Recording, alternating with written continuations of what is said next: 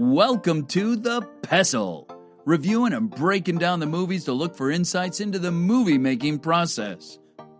Hosted by the Chick and the Duck. Let's dim the lights and start the show. Welcome, everybody, to the Pestle.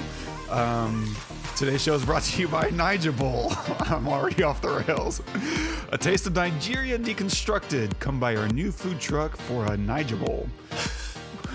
Welcome, everybody, to the Pestle. I am Wes. And I am Todd. And we're podcasters who sometimes do filmmaking. That's pretty much it. That's pretty much it.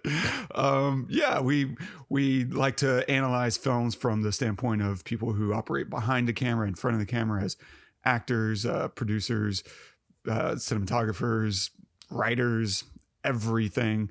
I've done almost everything you can do on set. Usually because I'm often the only person on set. And so you do what you gotta.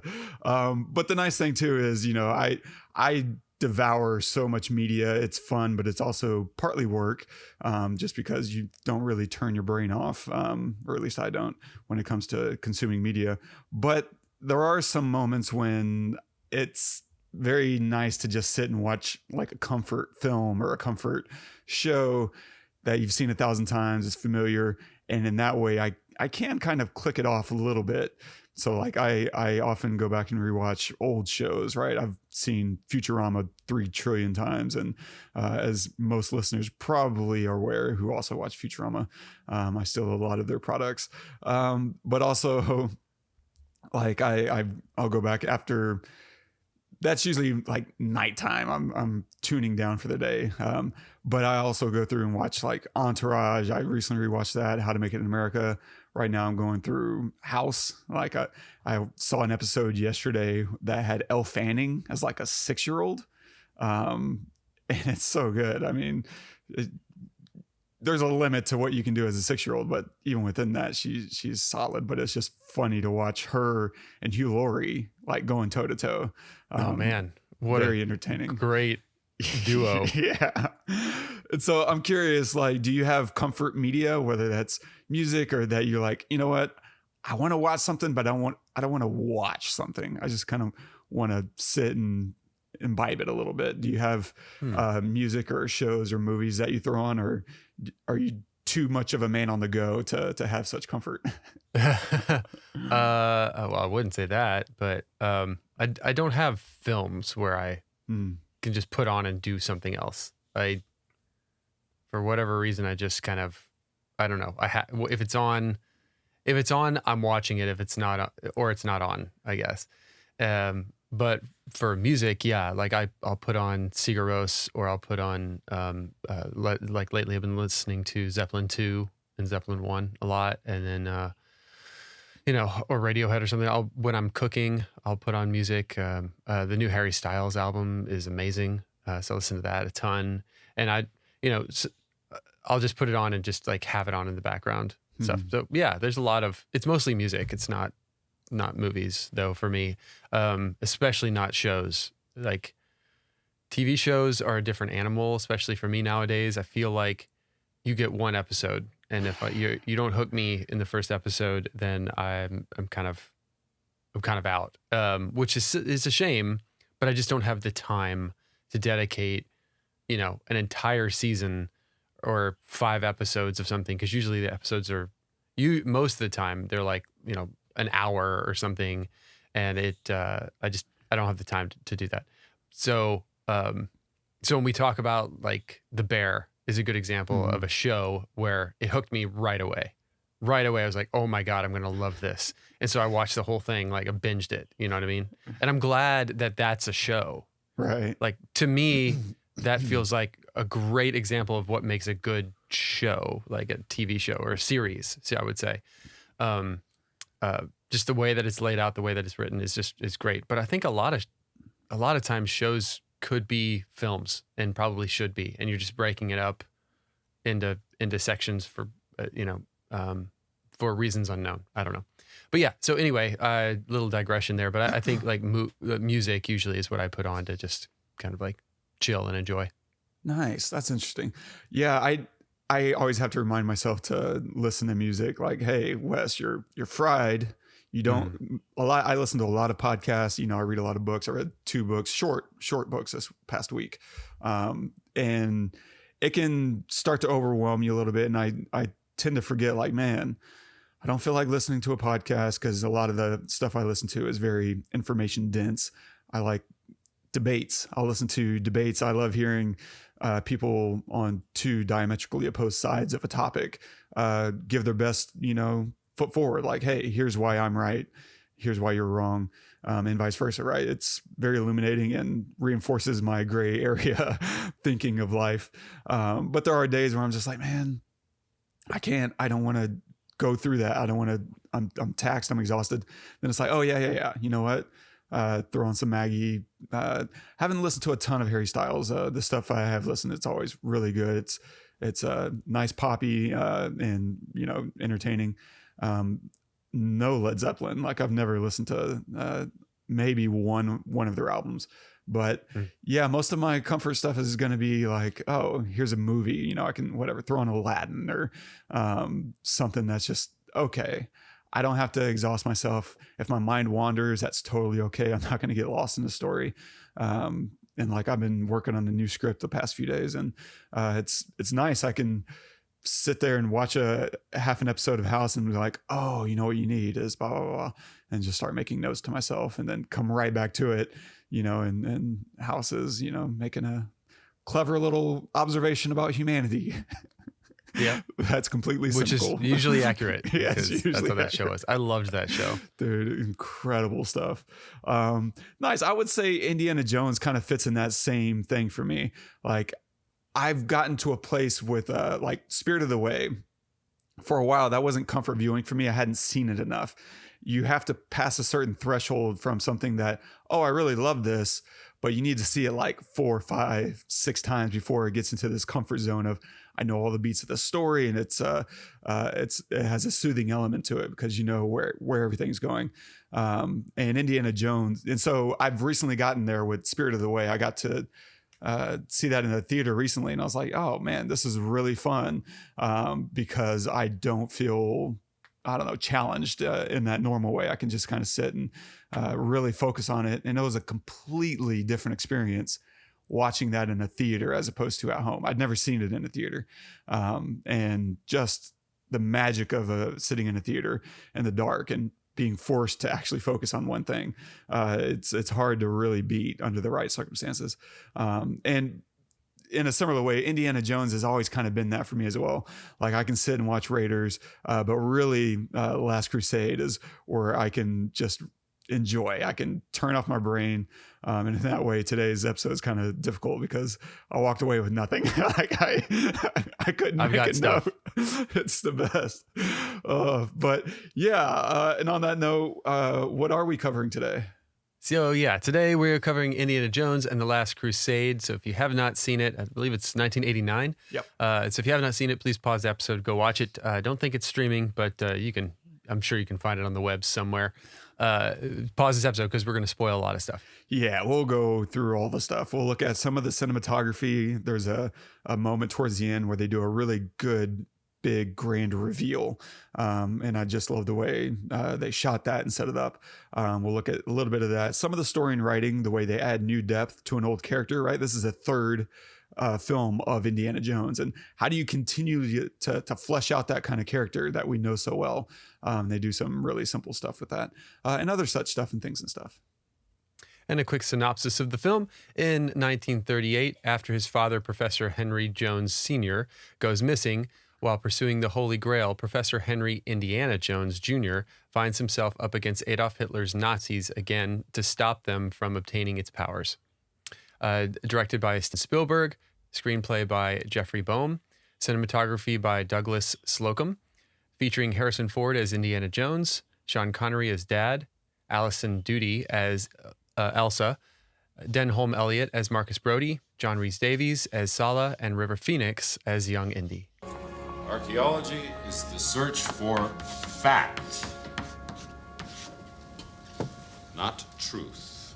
If it's truth you're interested in, Dr. Tyree's philosophy class is right down the hall. So forget any ideas you got about lost cities, exotic travel, and digging up the world. We do not follow maps to buried treasure, and X never, ever marks the spot. 70% of all archaeology is done in the library. Research, reading. We cannot afford to take mythology at face value. Next week, Egyptology, starting with the excavation of New Crates by Flinders Petrie in 1885. I will be in my office if anybody's got any problems for the next hour and a half. I could watch a film of just him lecturing. Yeah. I Totally agree. Maybe that's what the new one's going to be. It's just him in a classroom. I think so. Drawing on chalkboards.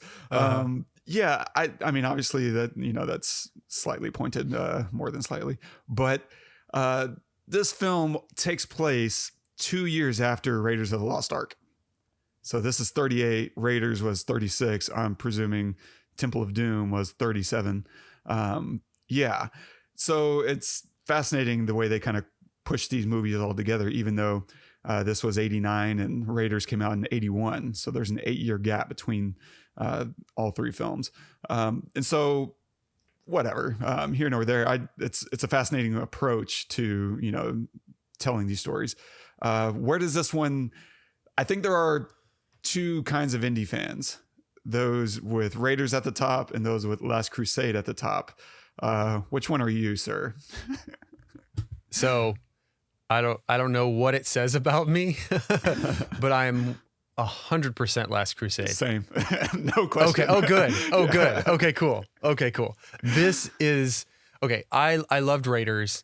Raiders is fantastic. Fantastic film. If you haven't seen our episode or heard our episode on Raiders, please go watch it or listen to it. This one is a whole nother level. I mean, in fact, I was having a conversation with my wife, and I was watching it right after the tank scene. I stopped the movie and I said, "This might be my favorite Spielberg film of all time."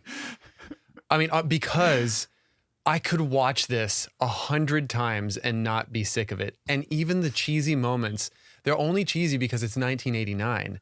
You got to keep in mind, there's a lot of stuff that, typical stuff of, like when he steals the horses and he just rides through everyone. They've been shooting at everybody in the mountains the whole time, and they're just going to let him ride off with 5 horses. Like, no, shoot him.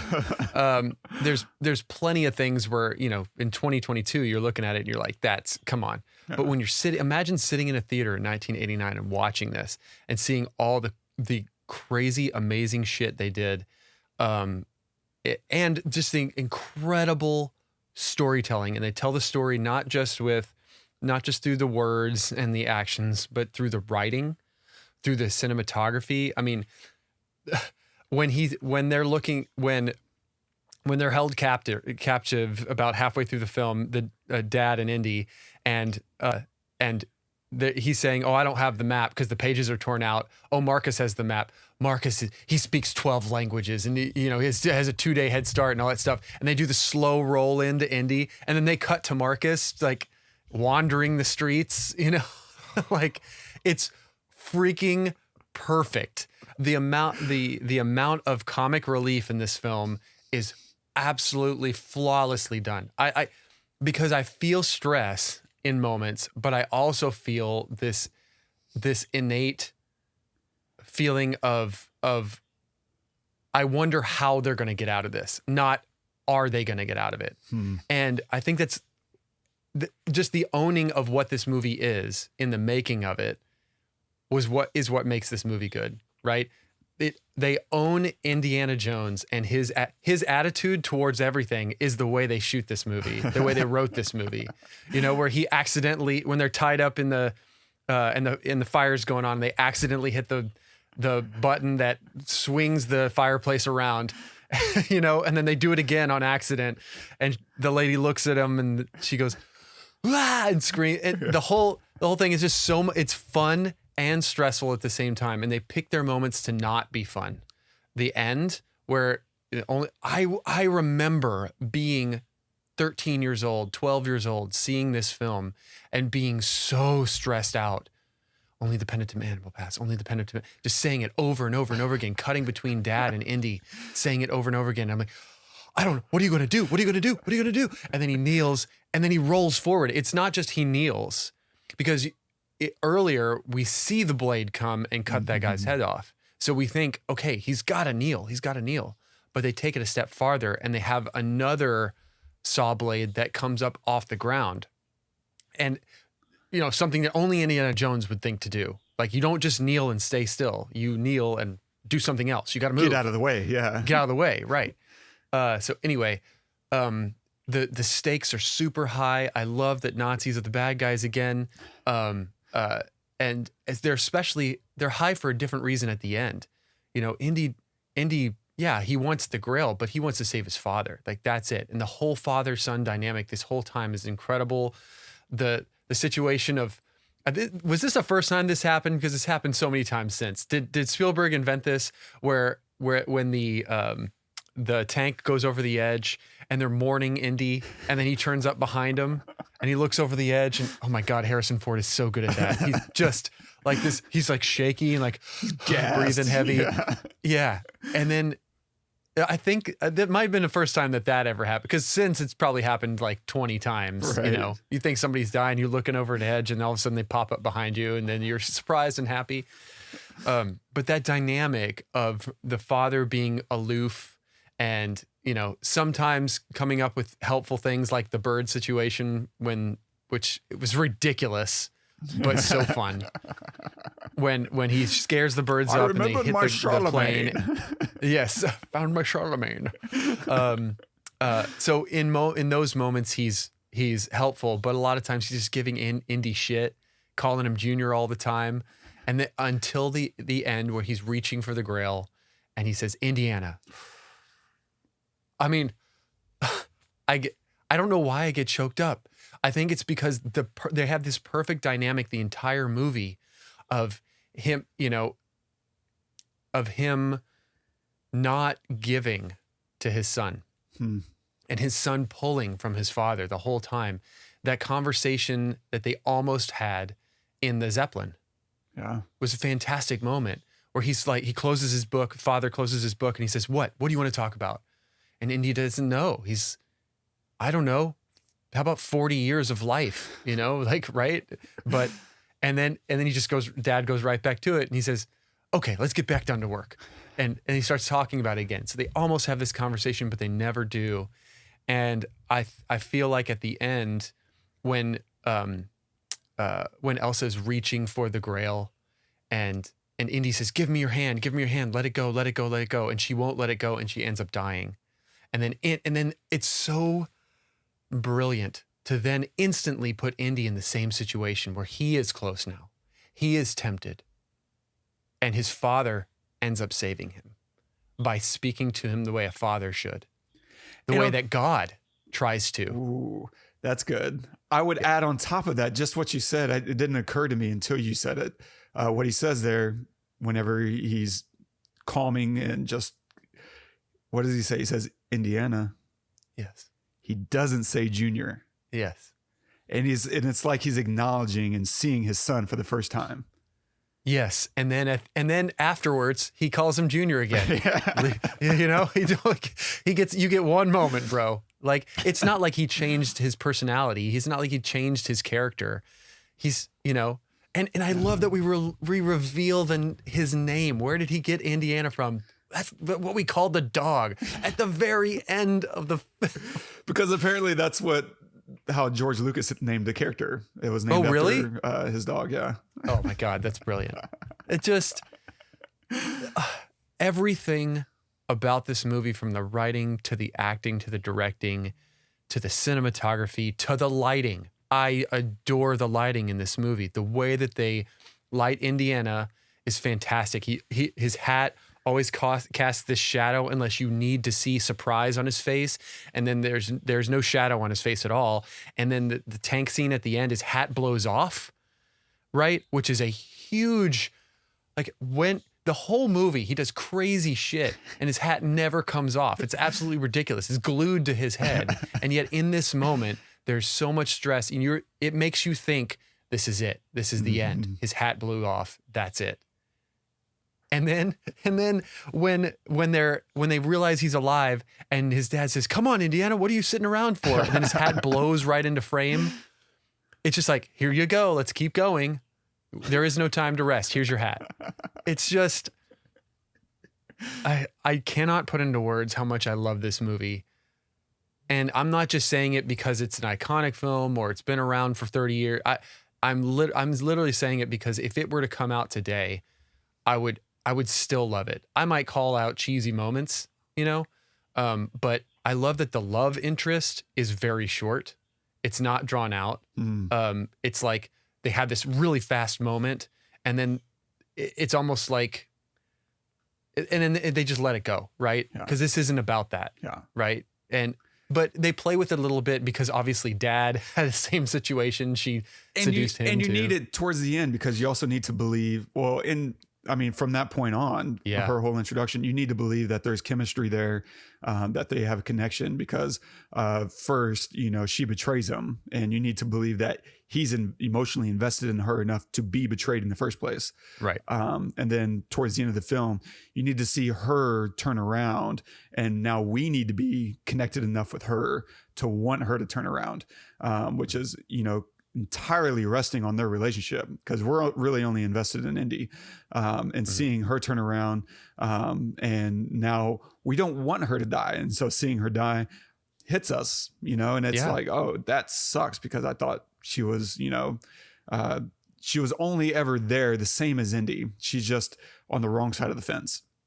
She cares about they gave her several moments to feel bad. Yeah. When they're burning the books, she feels really bad and you can see it on her face. She's almost crying, and then when he puts his hand around her neck in the next scene, she says, all I have to do is scream, and she doesn't scream. And, and then she purposefully gave the guy the wrong cup.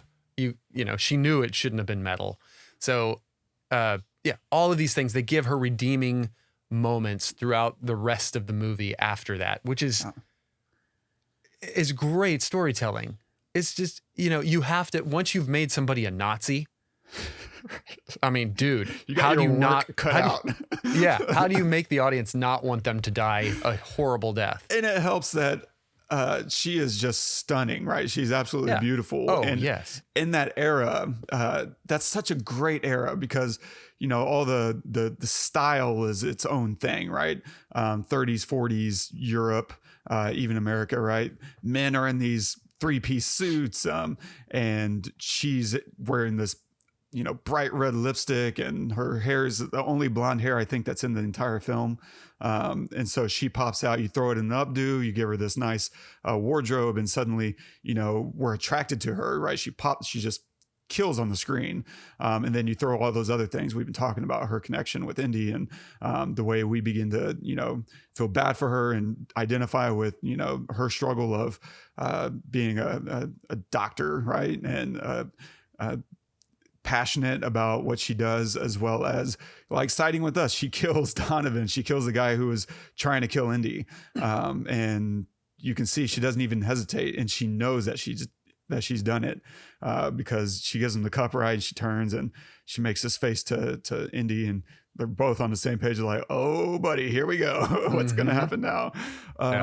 They do a great job of casting her, which is hard. It's hard to cast someone like that because she's an unknown. Like, I don't know if she had many big roles before that.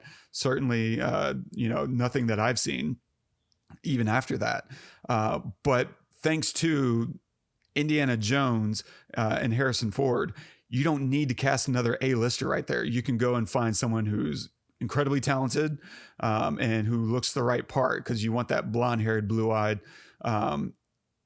idea, because now it's also that much easier to buy into.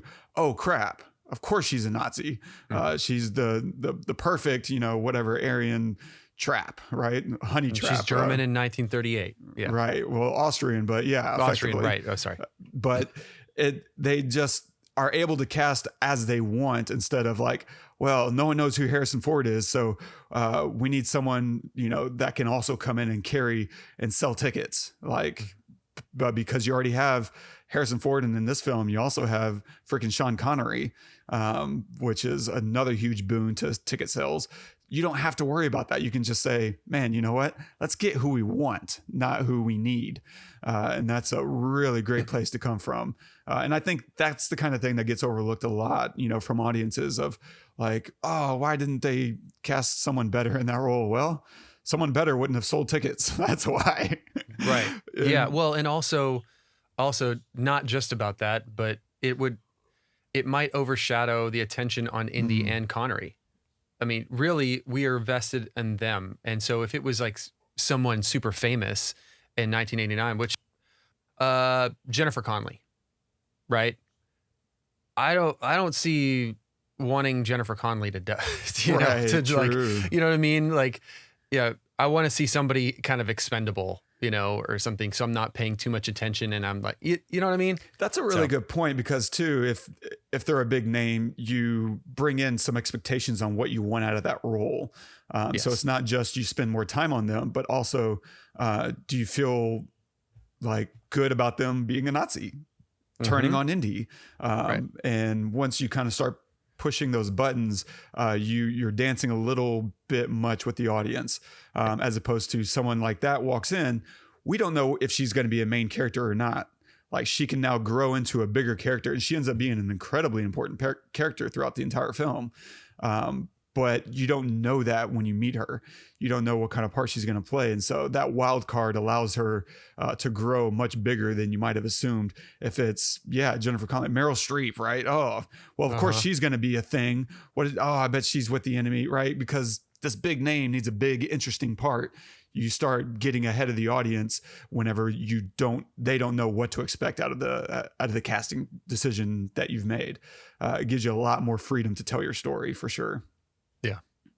That's interesting. Totally agree. Yeah. I mean, I could keep talking about this movie. So just get into your notes, because I have very, very little in the way of notes. I'm with you though. This is my favorite Indy film.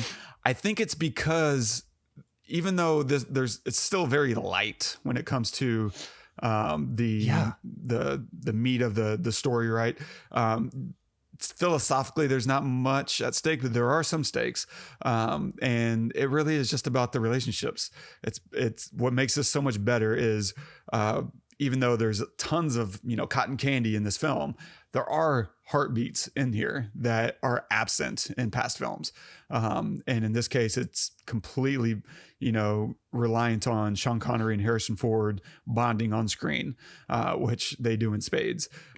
Their chemistry is bananas. And I love casting Sean Connery too, because as we talked about in Raiders, this whole franchise was born because Spielberg wanted to make a James Bond film. And so who better to cast than James Bond, right? And Sean Connery is the OG Bond. And so why not use him and then make him the anti-Bond, the biggest anti-Bond ever? Because as bad as Indy can be about just failing, Connery, it doesn't just fail, but he is just almost entirely inept. He is completely unfit for the adventurer's lifestyle. I've never had a gun shot at me before. Happens to me all the time. And they call that Indy calls that out all the time. He's like, he's not prepared for this.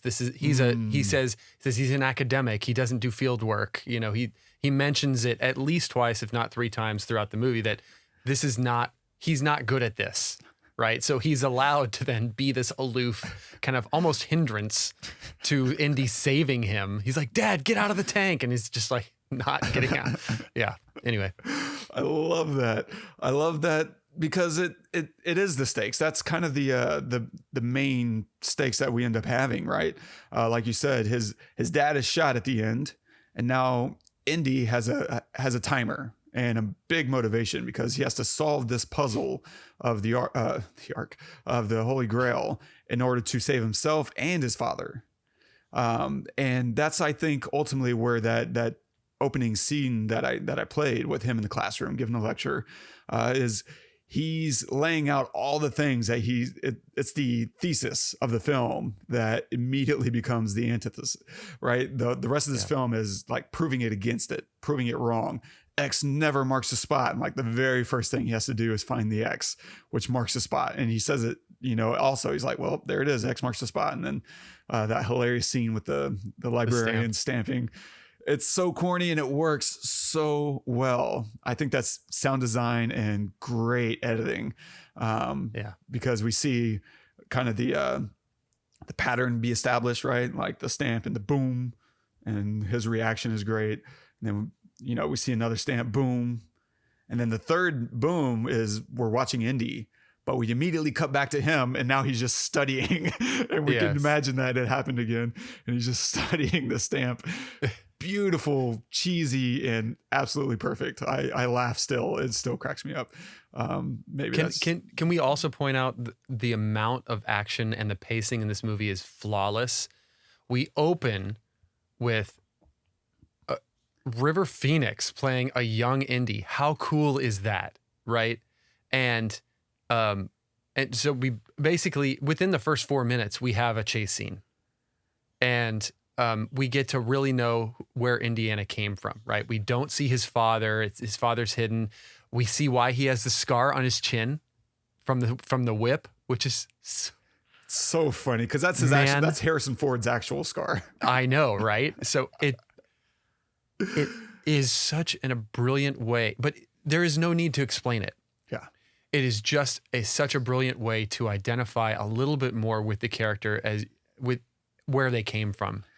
It's a great opening scene because, for one, we're getting so much more backstory on Indy as a kid. And this is where you can start to really build depth in a new way, because up until this point, we don't really know much about Indy's backstory. We get it in these hints, right? In Raiders, we got this kind of slap in the face from Marion, right? And she's like, I remember what you did to me. And he's like, hey, we were stupid and young or whatever, right? And so you get these glimpses of him being a rapscallion, but we don't really know why he is the way he is. And this is building it out in a perfectly meaningful way that applies to this film. And so we see him hilariously building out his myth, like you said, finding the whip and scarring himself, and escaping, bad guys for a relic.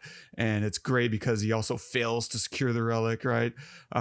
We see how he creates his snake phobia, in the pit, which I don't know if, could you do that? Could you do that as an actor, be in a box full of snakes? If I'm in a movie, if I'm in Indiana Jones, I don't care what it is. Tarantulas. Yes, I'll do it. You're like Tyrone Biggums in that Chappelle sketch. You're like, I can't eat all those worms. You're just like, I'll do whatever, man. I'll do it. Yeah, exactly. I mean, that was real. Yeah. Obviously. Yeah. River Phoenix was a badass, but yes. I would do it. Well done. I'd be terrified. But I think it's one of those things as an actor, you just you got to black out a little bit, commit to. I've done some stunts before where I'm just like, it's fine. I know everyone here is a professional and I'm going to be okay. And with that, whatever, like I'll do whatever is needed. And and so you just kind of commit your hands into trusting the people around you. Which, doesn't always work out there, but it's rare. It's more rare than not for things to go wrong on set. And we also get introduced in that opening scene to his father and the way that his father treats him. Correct. It's establishing his backstory with his dad, which is now going to finally create a real arc for Indy, because at the beginning, he's at loggerheads with his dad. His dad won't even talk to him, acknowledge him. There's clearly something going on in his son's life. And he's like, not yet. And he starts counting. He's like, no, in Greek. And so you see these layers of his dad is studying something as well. And this is where he's getting his obsessions. It's not just, I love these things, but it's, I love these things because my father loved these things.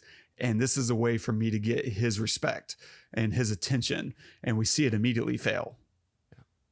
And it's such a great starting point, because by the end of it, and this goes right back to him on the edge being held by his father is the one that has to turn around and say, hey, I was wrong. It's not worth it. Come back. Yeah. After 40 years of looking. Right. Unbelievable. Unreal. And it's so beautiful because it also took him losing his son once, right? The cliff. Mm-hmm. he thinks his son goes over and he starts to really lose it, as much as this, stiff upper lip guy can. And we see him start to immediately say, I just 5 more minutes wouldn't have been enough. Yeah. It's a beautiful moment. And I also love after he comes up and he hugs him and you can see on Indy's face, like, wow, this is what love is. Oh, this is interesting. Yeah. And you can also kind of start to backfill all of Indy's decisions and his inability to actually attach to a woman. This is his 3rd film and his 3rd love interest. That's because he has an inability to attach to someone, probably because, his mom, it sounds like she died whenever he was young, and his father just wouldn't engage with him. So how can he know what it means to love someone? Marion never had a shot because he didn't know what it was in the first place. And we're getting all of that from his relationship with his dad. But there's a really great thing that happens after he comes back from the tank crash, right? And he's resurrected, so to speak. I love the look on Marcus's face because suddenly Indy's alive and he's looking over the cliff and looking back at Indy and he's so confused. And he's like, how did that just happen? Uh-huh. And I love it because it's kind of the surrogate for the audience. That's like, wait, we watched the thing go over. How did he survive this? That's exactly what we're feeling. And of course, like you already pointed out, the fedora just magically flies back into the frame. Yeah. And it's just like, oh, okay, it's movie magic. It doesn't really matter. Yeah. Spielberg, once again, is the king at that. He does it earlier in the film, in the catacombs, right? They go into the tomb under the water. They're trapped in the casket, fires everywhere. And Indy goes underwater and he sees something. Then he goes back into the casket. I think I found a way out. Deep breath. Cut to the street, a manhole cover opening. And he says, I love Venice. And that's kind of the explanation. Like, you were trapped in a tomb, bro. Yeah. And it was like just right underground, just like, 3 feet. But he sees something out of frame and it's just, that's it. That's all the answer you get because Spielberg. That's why. And on that topic, I guess, before I circle back to the big scope of Indy's arc, which is there's a senseless ploy just for a clever reveal. I don't know, halfway through the film, I guess, when they're at the castle and they're escaping, he jumps into the boat and he starts it and he pushes it off. And the dad is confused, right? He's like, what are we doing? And he's like, we're not taking the boat. Cut to the Germans coming out, the Nazis coming out, and they start loading up in the boat, and then the crate opens, motorcycle flies out.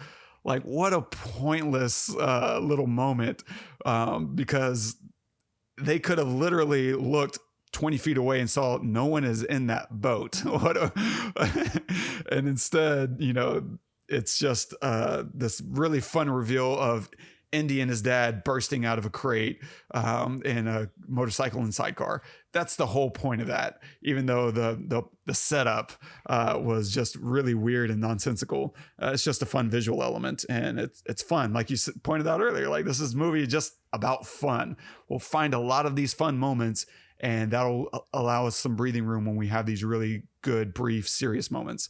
And it's just perfect pacing, as you pointed out. He could have waited another 30 seconds for them to be actually on the water. He could have done that, or he could have saved all that time and immediately got on the motorcycle and had that much more of a head start. That's true.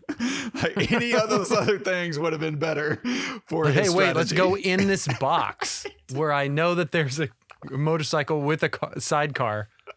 It's like, I mean, but why is it that we're sitting here laughing at this, how ridiculous it is, and yet it's one of my it's one of my favorite films. I just absolutely adore it. Absolutely agreed.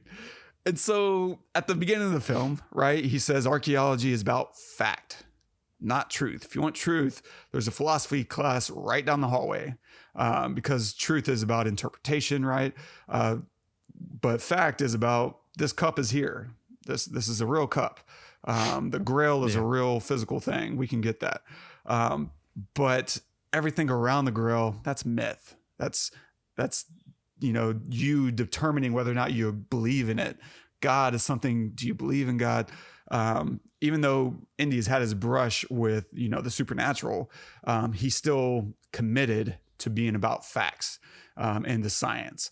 And I love that as a starting point, because at the end of that sequence of his lecture, he says, you cannot take mythology at face value. You have to look for the facts of it. Then, of course, you get to the end. He now has to take mythology at face value if he has any chance of saving his father. And then even more pointed, and this is highlighted by that line from Donovan whenever he says it's now or never, right? It's time to ask yourself what you believe.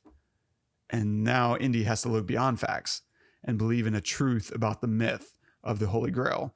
And it's immediately not just the penitent man, the penitent man.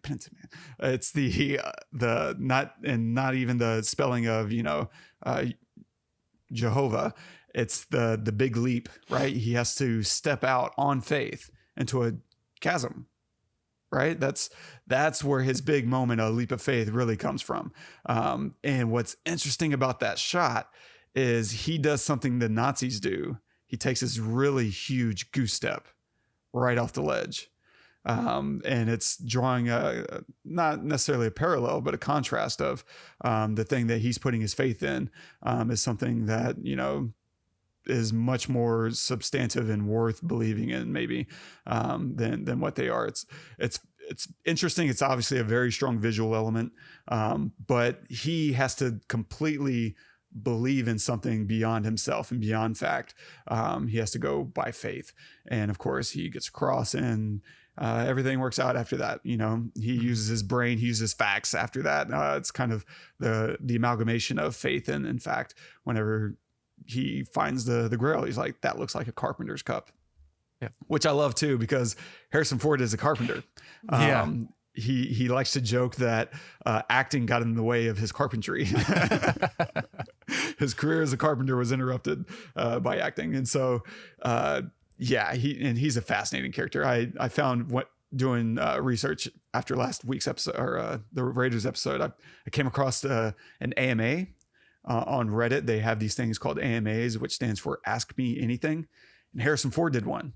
And it's so good. He's so funny. There's so many really funny bits. He plays with his audience really well. And one of the questions wasn't even a question. It was just someone said, I love you. And he just replied, I know.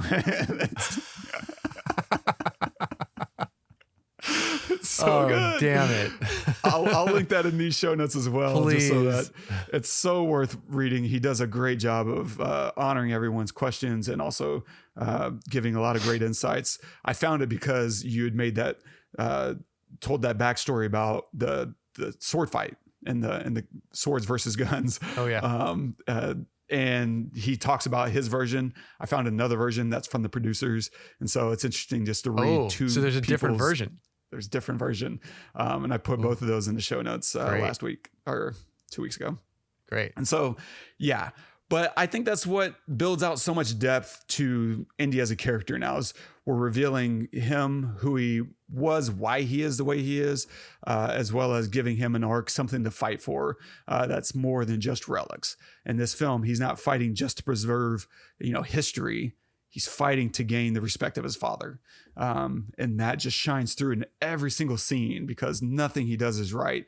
In fact, our introduction between those two characters is his father apologizing for a vase that he broke, even though his son is the one that he broke it on. And it's just perfectly in line with what we should expect from this dynamic. They set it up really beautifully and they continue it all the way through the final sequence when we see the other part of the arc is his father changing and his father understanding there's more to this than, to life. There's something else here and it's my son. And I need to finally, recognize that. It's beautiful. It's really well done. On top of that, Spielberg, once again, gets to kill a bunch of Nazis. There you go. You can't do better than that. I mean, if you're going to make a movie, just make it the way you want to. Just do it. You know? Yep. So let's kind of recount some of the ways that he kills Nazis off, because why not? For one, machine guns. That's, I think, the first way we kill a bunch of Nazis. Indy punches a guy, grabs a gun, and mows down like 3 of them right in a row.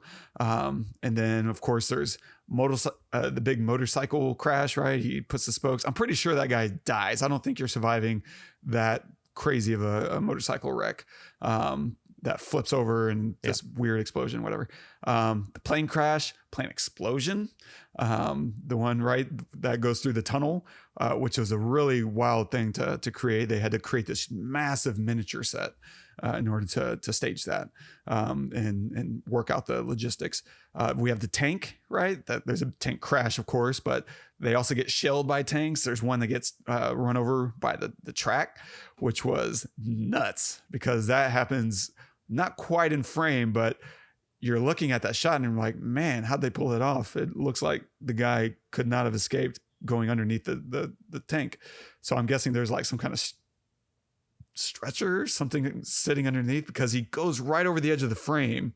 And we just hold there. It's kind of nightmarish in its simplicity. We have on top of the tank. Oh, this is really like both clever and heartbreaking whenever you think about why he did it, which was the Luger shot. He pulls out a Luger and shoots like 4 of these guys with 1 bullet. And that's kind of reminiscent of the Holocaust. That's the kind of thing Nazis would do to save bullets while killing, Jews. Oh my God. And so you think about that. Similar thing happened with Raiders, actually. When you think about the final sequence in Raiders with the arc opening, as very similar, but instead of a bullet, he's using, the lightning of God. And so you can see him doing all these kind of subtle callbacks to history. That's just really brutal. And maybe, hopefully, in some way cathartic. It's like, I'm going to fucking crush every single one of you. But then on top of that, you also have, once again, the satisfying crunch of Nazis under God's thumb, because at the end, right, the earth opens and starts swallowing up Nazis. And that's kind of satisfying as well. Let's face it. I mean, even Elsa, which, coin toss on how you feel about that. That's a really interesting question of, how much is she a Nazi versus someone in the wrong place at the wrong time? That's one for historians, I guess, or philosophers, as it were. Truth is down the hall. And so we have a lot of really fun ways to murder Nazis in this film, and they're all acceptable. There is no wrong way to eat a Reese's. And so, oh my God, might be the best thing you've ever said on this podcast. And so I love it. I love that, this film uses history in a really fun way, because it's combining history once again with mythology, Christian mythology, the mythology of the Grail. And it's even kind of echoed at the beginning of the film, that whole earth opening thing, because towards the beginning, there's that conversation between Marcus and Indy where he says, "Can you believe it, Indy?" Something like that. "We're only one step away." Or maybe it's Donovan. Donovan says it. "We're only one step away from finding the Holy Grail." And Indy replies to him, "Yeah, that's usually when the ground falls out from beneath your feet." And of course, that's literally what happens at the end of the film. Lots of fun things. I would say every sequence you could probably start to pull apart. There's one other thing that's hilarious, which is the Wilhelm scream. If you've never heard of this, I would be really surprised. I feel like this is a pretty well-known movie fact at this point. But it's a famous scream that they use in a lot of movies, and it's kind of an insider joke to a lot of filmmakers. In fact, I'll see if I can pull it up real quick. Is this it? No. Wilhelm scream sound effect. You'll recognize it immediately. So I'll link a show note to it, but that was basically a studio sound, what do you call them? Sound repository. that was just used for a film that was made back in the early 50s called Distant Drums. And they created a bunch of these sound effects to use. And someone else used it a couple years later, and it kind of became an inside joke of, oh, I'm going to use it. And now it's been in like 1,000 movies. Oh my God. It's been in all the Star Wars films up through The Force Awakens. It's even been used in like Game of Thrones. It's all over the place. Like you hear that scream so many times, and I forgot it was even in Indiana Jones until there's a sequence in the mountains whenever a guy gets like detonated by a bazooka or something, or a tank. It honestly sounds like a TIE fighter, right? In Star Wars. Correct. It's used in the TIE fighter sequence. Is it really? Yeah. Oh my God. That's amazing. I did not know that. Hilarious. Yeah, I love it, man. This movie really does it for me. I struggled to make many good notes. I tried to scribble things back, but I just couldn't stop watching it. I just got pulled in. Yeah. It's the chemistry. I think for me, it's really the chemistry between Harrison Ford and Sean Connery and Alison Doody. Yeah. The three of them work really, really well together when they're on screen. And Harrison and Sean Connery.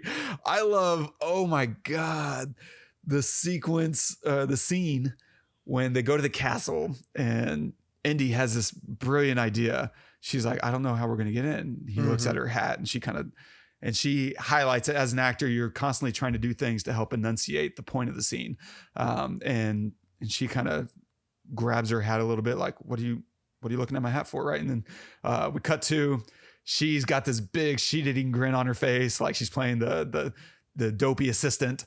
And the guy opens the door and she gets shoved through the door. And she's kind of playing this kind of Three Stooges, like she's just can't stand upright quite. Her physical comedy is really good. It's actually very much underrated in this film. And he walks in and he's doing this really terrible Scottish accent. And it's almost like Scottish / Russian / Turkish. It's like, I don't know what accent this is, but this guy doesn't buy it, of course. But what's really funny about it to me is in light of Sean Connery playing his dad. And of course, Sean Connery is Scottish. So you have an actual Scottish accent on screen versus Harrison doing this really campy version of a Scottish accent. I love it. Really amusing to me. Yeah, absolutely love it. So do you have a favorite scene in the film? Ooh, do you? Let me chew on that for 5 seconds. I do. And it's the entirety of the Zeppelin scene, of the Zeppelin the whole thing. No ticket. Let's start off. Yeah, let's start off with the fact that why the hell are they going on a Zeppelin? Right? Like that's just absolutely, if you're going to leave in a hurry, a Zeppelin is not the way that you leave in a hurry. Then the whole ticketing scene, no ticket, we get the Nazi off the Zeppelin. By the time he gets up after being thrown out, the Zeppelin's already in the air. But also that gets them into a plane, right? For the plane sequence, which if they were already in a plane, how do you then get into another plane? Or how do you have that sequence? I don't know. Maybe there's a way, but it was just interesting. I loved the start of the action sequence is brilliant. It's just, we cut to the table and a glass or a couple of glasses on the table, and you see the shadows move. It's a 1 second shot. You see the shadow move, and then Indy realizes that we're turning around, and so we have to do something, and so they have to take action. It's so brilliant. I don't even have words for how brilliant that is. It's so awesome. And then from then on, it's just pure action. The camera work when they go underneath the Zeppelin, up in the rafters, the camera's just pulling back as they're running down the track, and then they get into the plane, which is just kind of ridiculous. But then the funny thing about his dad shooting his own plane down, but then blaming the other planes. They got us, Indy. Or they got us, Junior. I'm sorry, Sean. Yeah. Oh my gosh, it's so good. And then that leads to the bird shot, and then the ridiculous thing of the plane flying into the tunnel. It's so fun.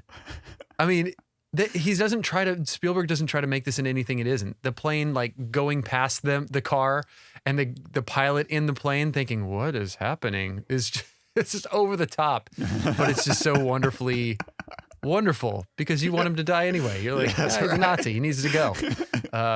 Anyway, so yeah, that would definitely be my favorite scene for sure. It's tough. I would say my knee-jerk instance is when I think of this film, I usually think of 3 sequences. The catacombs, with Elsa, which has a certain level of magic and mystique to it. The motorcycle sequence always pops out in my mind, but my favorite has to be the Grail.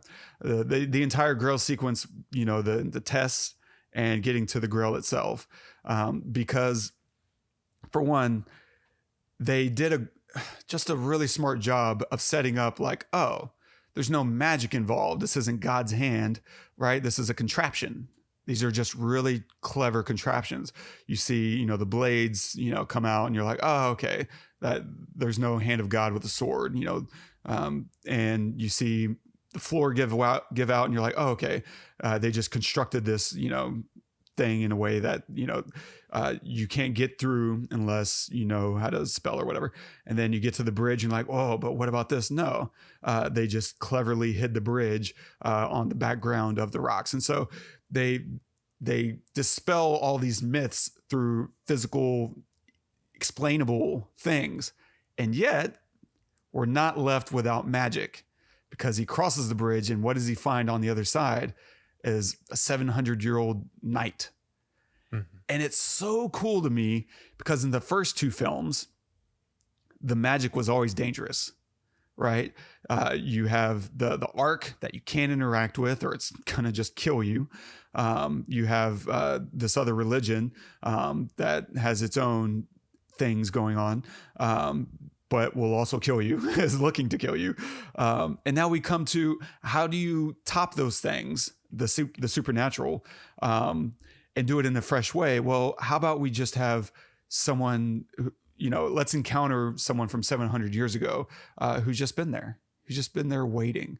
And that's such a cool, simple idea of, we'll throw, some white makeup on this guy. We'll cast an older gentleman and we'll put him in a armor and we'll make him a crusader. And now you get to interact with something that is otherwise unexplainable, right? It's such a beautiful, simple thing to make you believe in the magic of the Holy Grail. And then, of course, we have actual, supernatural elements that happen after that. But I just love conceptually that there's a knight here, and he's so faithful that he's never left. He's honored his word and his duty as a knight. And I just love it. I love that as a supernatural element of just a man. It's just a person, instead of, the hand of God striking someone. We're gonna have a dude in chainmail. I love it because I believe in it. I'm like, oh man, this is a knight. I mean, it's just an actor in a costume, but to me, that's a knight. Yeah. He chose poorly. Yeah. It's just forever, a line in my vocabulary. Yes, forever. Okay. Well, any final thoughts, notes? Yeah. I mean, I could probably talk about this film for a long time, but this is the reason why people think that Spielberg is the best. Yeah. And why really, I know I give shit, about him, about his latest work, like his most recent work and stuff. But when you talk about the Indies, you talk about Munich, you talk about Jaws, you talk about E.T., like there are reasons why those are iconic films. It's not just because it was the first time that they had been done. It's about the way that they were done the first time. And I think that has a lot, that has history to it. Not only is it the first time it's done, but it's done beautifully, flawlessly, thoughtfully, and intentionally the first time it's done.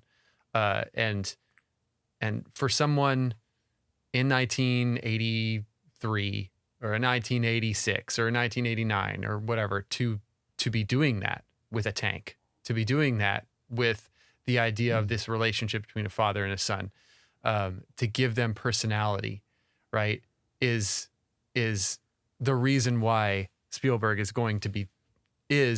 one of the greats, if not the greatest, and will continue to go down as that. He created because scripts are just words on a page. They mean almost nothing. They are a blueprint, and I think you agree with this. They are a blueprint for a story, right? But the thing that makes that come alive are the actors, their relationship, and the director making sure that that's captured, right? And I think that that's done so flawlessly in this film. I could watch it right now again. I just finished it right before this episode. I could watch it again right now. I'm watching it right now. I'm currently watching it, and I'm like, oh yeah, I remember that from 2 hours ago. Yeah, that was pretty cool. And I rewind it. Oh man, this moment is great. There's just all these little subtle things that are just flawless. I love it. I adore this movie so much. Easily. I remember this is one of the first films I remember watching in a movie theater, and it just stuck with me ever since. And what's interesting, this is another little, I'll add it to the show notes thing, which is the cinematographer, Douglas Slocombe, has a history with Nazi Germany. He was in his mid to late 20s, and right around the same time, he narrowly escaped the invasion of Poland. He was, a photographer at the time and a budding filmmaker, and he got a gig like chronicling the invasion of Poland. And at the time, he said he was completely unaware of like the Blitzkrieg and the way the Nazis were invading. He was kind of used to war in the trenches, World War I style of war. And there's some, and so I'll link the article that discusses his experience, because there's some, simple, small, heartbreaking realities that he experienced there. But there's also this really humorous little anecdote where he says that he was given a camera, this big, heavy, I think it was a Bell & Howell maybe, and it was just really noisy. And apparently he was attending or filming a Nazi conference, a little conference. And Goebbels was speaking, and apparently his camera like jammed or something, and it created this really loud noise, and to the point where Goebbels stopped speaking and looked at him. And everyone in the auditorium turned and looked at him. And he was like, that was a frightening moment, but everything was fine. Wow. And so, but I can just, in my mind, I picture that moment of him looking at his camera, like, and everyone stopping and all these Nazis turning to look at you. Ugh. That's amazing, because of the scene with Hitler in this film, where they get shoved to the front, Indy gets shoved to Hitler, and you're just like, holding your breath. What's going to happen? He's face to face, and he just signs his book. That is such a moment that does not need to be in this movie, and I'm so glad that it is. It's good. I feel like it's a continuation of Spielberg kind of creating the Nazis to be these stooge-like idiots who are all kind of slipping on banana peels. And here is Hitler with the thing in his possession that is going to get him what he wants, and he has absolutely no idea. And it's just perfect. Love it. Excellent film. Absolutely my favorite Indy of the series. Zero questions. I love it. I'm glad. What are you going to recommend this week? Well, I talked about shows. I'm going to recommend a show. I just started watching the new season of Only Murders in the Building. And I haven't finished it, but I really like it. I liked season 1. I love Martin Short and Steve Martin together, and I actually laughed out loud a couple of times at Martin Short. Just the way Martin Short is in this show is so good. He just does so many great things. So I mean, the show is interesting and fun and stuff, but I just love their chemistry together, and the way Martin Short is always been funny to me, and he's still funny to this day, and he owns it. So yeah, Only Murders in the Building season 2. Nicely done. I'm going to recommend a French film that was recommended to us. So I'm passing along, I'm liaising this recommendation from you of a French film called I've Loved You So Long. It's absolutely just great. I love little small dramas, and this is just such a wonderful film. Todd, you should check it out. I think you'll like it. It's got slightly difficult subject matter, but it's so worth it. It's just beautiful. So I've Loved You So Long. It's got Kristen Scott Thomas, who I think for a while lived under the shadow of her role in The English Patient, and to me this broke her completely out of that. I mean, she's always been Kristen Scott Thomas, but so check it out. I'll embed the trailers for both of those, the new Only Murders as well as I've Loved You So Long.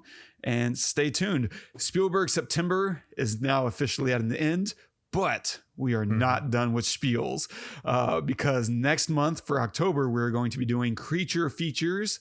And what better way to start that off than with Jaws? Yes. So we'll take a look at the big minnow and see what's going on there.